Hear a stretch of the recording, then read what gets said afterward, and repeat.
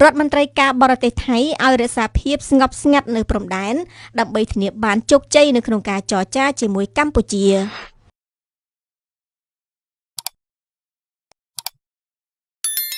ដ្ឋមន្ត្រីការបរទេសថៃលោកស៊ីហាសាក់ភួងកេតកែវបានអំពាវនាវឲ្យមានភាពស្ងប់ស្ងាត់និងបរិយាកាសអំណោយផល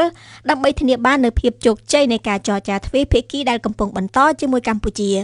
នៅក្នុងនោះលោកបានព្រមានប្រឆាំងនឹងការបង្កើតបរិយាកាសអាប់អួរដែលមិនចាំបាច់ជាពិសេសពាក់ព័ន្ធទៅនឹងការបញ្ចាំងភាពយន្តនិងការចាក់សម្លេងខ្មោចលឺ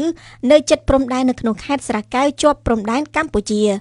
លោកស៊ីហាសាក់បានប្រាប់អ្នកសារព័ត៌មាននៅសភានាថ្ងៃអង្គារទី14ខែតុលានេះថាការសន្ទនាជាមួយកម្ពុជាលើបញ្ហាព្រំដែននិងទ្វេភាគីនានានាពេលនេះកំពុងតែដំណើរការល្អ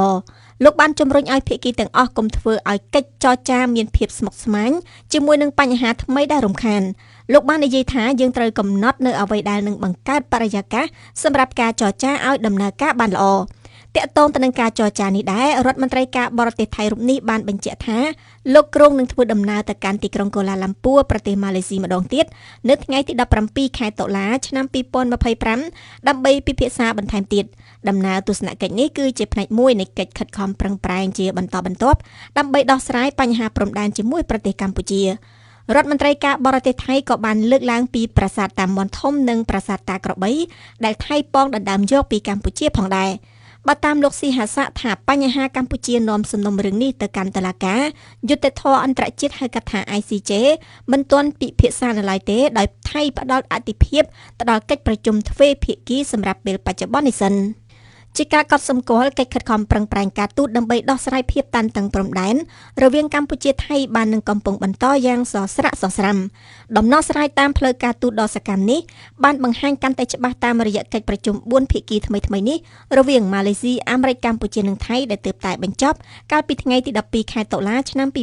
2025ហើយឥឡូវនេះលោកស៊ីហាសាក់បានបញ្ជាក់ថានឹងមានការប្រជុំបន្តបន្ទាប់ទៀតនៅប៉ុន្មានថ្ងៃខាងមុខតម្រាយផ្លូវដែលអ្នកការទូតកំពុងតែដើរនេះហាក់តម្រង់ទៅរកគោលដៅមួយដែលថានឹងមានការចុះកិច្ចព្រមព្រៀងឈប់បាញ់គ្នារវាងកម្ពុជានិងថៃនៅចុងខែតុលាខាងមុខបើតាមរដ្ឋមន្ត្រីការបរទេសម៉ាឡេស៊ីលោកម៉ាហាម៉ាត់ហាសាបានប្រកាសថាប្រធានាធិបតីអាមេរិកលោកដូណាល់ត្រាំនឹងធ្វើដំណើរទៅប្រទេសម៉ាឡេស៊ីនៅថ្ងៃទី26ខែតុលាឆ្នាំ2025ដោយការទៅម៉ាឡេស៊ីនេះលោកត្រាំក៏ទន្ទឹងរង់ចាំធ្វើជាសាក្សីនៃការចុះកិច្ចព្រមព្រៀងឈប់បាញ់គ្នារវាងកម្ពុជានិងថៃផងដែរលោករដ្ឋមន្ត្រីការបរទេសថាម៉ាឡេស៊ីជាមួយសហរដ្ឋអាមេរិកនឹងសម្របសម្រួលទៅលើបទឈប់បាញ់រវាងកម្ពុជាថៃដែលនឹងទាមទារឲ្យភាគីទាំងពីរដោះមីននិងដកអាវុធធុនធ្ងន់ចេញទាំងអស់ពីតំបន់ព្រំដែនលោកក៏រំពឹងថាកិច្ចព្រមព្រៀងនេះនឹងត្រូវចុះហត្ថលេខាអំឡុងកិច្ចប្រជុំមេដឹកនាំអាស៊ានដែលត្រូវធ្វើឡើងនៅក្នុងទីក្រុងកូឡាឡាំពួរពីថ្ងៃទី26ដល់ថ្ងៃទី28ខែតុលាឆ្នាំ